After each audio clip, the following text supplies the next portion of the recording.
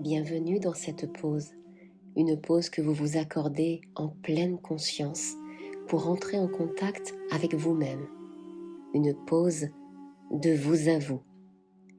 Cette séance va vous permettre d'aller guérir votre enfant intérieur, de travailler sur votre colère et de pardonner. Je vous propose maintenant de vous détendre, de respirer calmement et de vous laisser bercer par votre propre voix. Cette voix qui pourrait aussi être la mienne ou celle de quelqu'un qui vous est cher. Une voix vous rappelant un souvenir lointain ou proche d'hier. Une voix agréable, douce, chaude. Une voix dans votre tête qui vous parlerait comme une horloge intérieure, comme une respiration, comme un souffle d'air. Une voix sans artifice, mais avec un artificier qui est là pour écouter, pour entendre ce qui ne se dit pas, mais en comprenant que tout ce qui n'est pas dit est insinué, pour que notre souverain intérieur reprenne ses responsabilités, assume ce qu'il s'est passé. Une voix parfois lente et parfois rapide, comme l'est le temps qui s'écoule. Lent comme lorsque le soleil se lève et que le jour peine à paraître, et rapide comme le torrent violent qui descend de la montagne. Lent comme le temps qu'on a l'impression d'avoir passé sous hypnose, et rapide quand on a trouvé l'émotion coincée. Une voix intérieure qui est l'horloge garante du temps et qui peut déposer ce qu'il faut pour pouvoir avancer. Déposer des mots d'amour, des mots tendres, des mots entiers, des mots cachés, et peut-être des mots fâchés. Mais tous ces mots n'ont qu'un seul but, soulager, guérir, trouver des solutions et pardonner. Ainsi les mots vont s'effacer pour laisser place à la douceur de vivre, comme un thé glacé qui réchaufferait le cœur, comme un soleil d'été qui refroidirait l'intérieur. Et tandis que tout s'en mêle entre les mots et les mots, et la partie droite du cerveau qui pourrait s'endormir, et la partie gauche, elle, pourrait se concentrer, pour écouter la chouette qui ferme ses yeux pour raconter ses histoires enchantées. Alors je vais vous raconter l'histoire de la veilleuse de planète. Peut-être vous êtes-vous déjà demandé comment tout faisait pour tourner rond dans ce système solaire. Comment se fait-il que malgré tous ces astéroïdes dans l'univers, notre belle planète bleue reste entière? Eh bien c'est grâce à la veilleuse de planète, une jeune femme solitaire vivant dans les anneaux de Saturne. Son rôle est de surveiller chaque planète gravitant autour du Soleil. Elle en est la gardienne, l'œil qui veille. Seulement, voilà qu'un jour, pendant sa ronde quotidienne, elle aperçut dans ses jumelles que la Terre avait disparu. Prise de panique, elle prit son sac et partit à la recherche de la planète perdue. Elle passa tout d'abord devant Jupiter, cette énorme planète balayée par les vents, qui était appelée par les anciens la planète du changement permanent, car rien n'y était constant. Et ça, la veilleuse ne le savait que trop bien. Comme le jour où elle avait appris la mort de sa maman. Tout avait changé dans sa vie, ce jour-là. Elle avait enterré son enfance pour prendre le rôle de sa mère. C'était l'aînée, et il lui fallait rester forte pour son petit frère. Son père avait tellement de chagrin qu'il était devenu muet alors. Vous comprenez, elle n'avait pas voulu en rajouter. Elle détestait le changement. Ce jour où elle avait dû passer de force de l'état d'adolescente à l'état de grande. C'était d'ailleurs la raison pour laquelle elle était devenue veilleuse de planète, pour que tout reste en place comme avant. Le changement, ce n'était pas un jeu pour les enfants. Alors, en surveillant les planètes, c'est comme si elle voulait empêcher que d'autres enfants subissent la même blessure qu'elle, préserver l'enfance de la souffrance. Elle traversa ensuite la grande ceinture d'astéroïdes, vestige d'une ancienne planète brisée, comme son cœur l'avait été, lorsque le garçon qu'elle aimait plus que tout l'avait quittée pour sa meilleure amie. Si vous saviez à quel point elle avait eu mal ce jour-là de se sentir humiliée et rejetée ainsi. Les deux personnes à qui elle aurait confié sa vie, comment avait-elle pu la trahir? Une grande colère monta en elle ce jour-là, non seulement contre eux, mais surtout contre elle de n'avoir rien vu venir, de s'être laissée trahir. Elle s'était alors juré de ne plus jamais faire confiance à qui que ce soit à l'avenir. C'est pour cela qu'elle avait choisi un travail solitaire.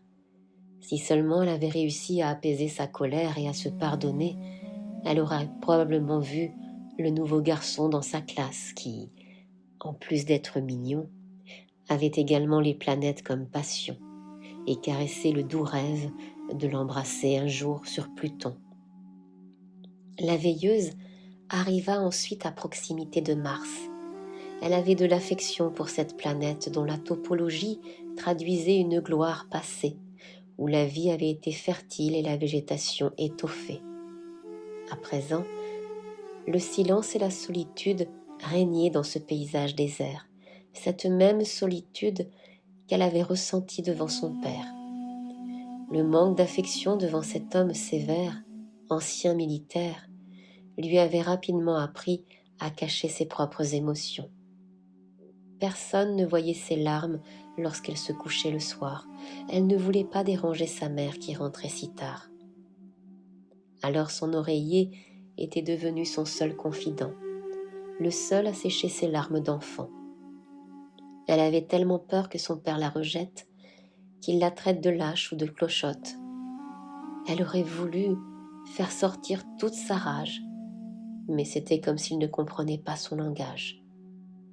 Si seulement elle avait vu son papa petit, qui, lorsque ses yeux se mettaient à pleurer, ne recevait que des coups de la part de son propre père, dont la douceur ne faisait pas partie des qualités, elle aurait sûrement pu comprendre qu'il n'était, lui aussi, qu'un enfant blessé cherchant à cacher cette cicatrice du passé que seul l'amour aurait pu réparer.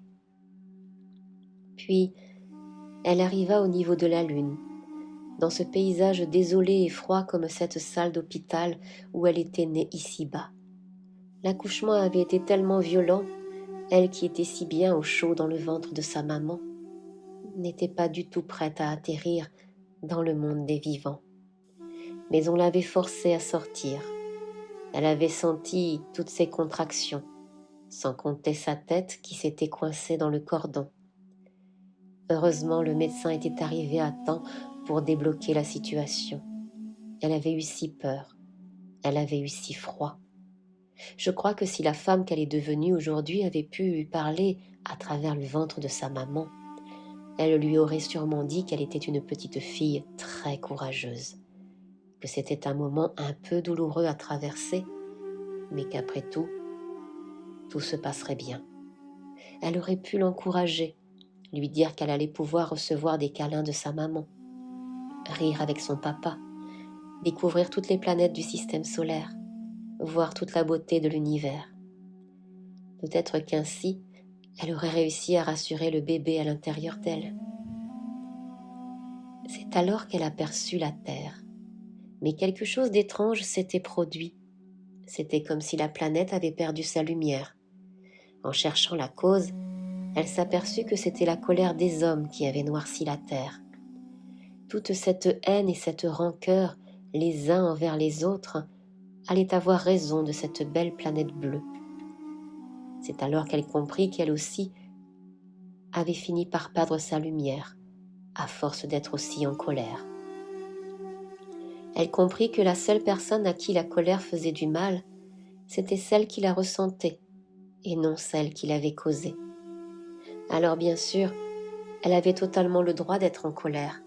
On lui avait vraiment fait mal, tant de trahisons, tant d'injustices et de critiques acerbes. Mais elle comprenait aussi que la colère était un terrain où ne poussait que de la mauvaise herbe. Alors elle décida qu'il était grand temps pour elle de récupérer sa lumière et sa joie de vivre. Il était temps de pardonner à l'autre et à elle-même pour redevenir libre. Mon bonheur a beaucoup plus d'importance que ma vengeance, se dit-elle.